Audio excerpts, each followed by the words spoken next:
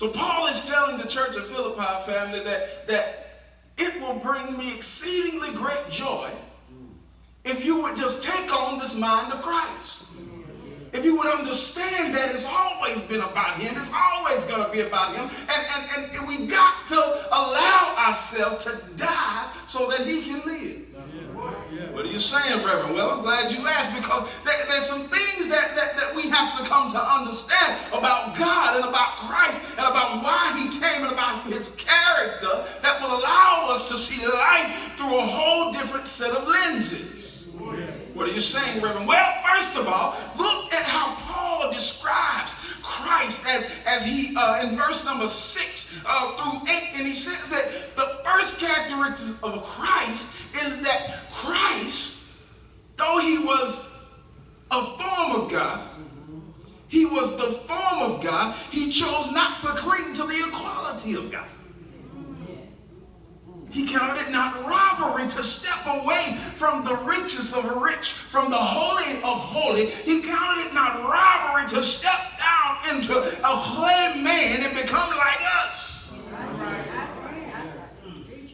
But even when he came down to become the clay being, he did not want to be in equality with God. But he counted himself among us to be like us. There's so many of us in the church family that we just cannot step out of our regality. We are so holy, we are so mighty, we are so righteous, we are so, yes, I don't do that.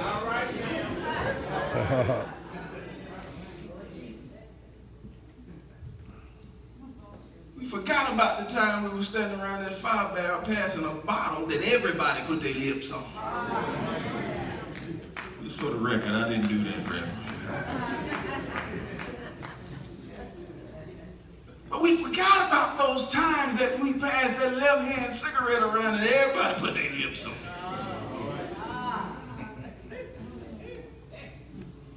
I ain't say nothing. And we only can see where we are now, how far we've come now, what we've accomplished since we've come, and we done forgot about that time. That we counted ourselves amongst those who are now in those sunken and dirty places that we look at and be like, man, I wouldn't never. Yeah, you did. And so when we do that, family, what we're doing is what Dr. Lynch talked about a couple of weeks ago. We're discarding the clay. And we're discarding the clay, and we're not even the potter. And we're throwing away clay and throwing away things that can be useful for the kingdom, but because now we are, oh no, I'm one with God now, and I don't do those things. I don't go those places, no. But the scripture says that Jesus, when he came in the form of a man, he did not cling to the equality with God.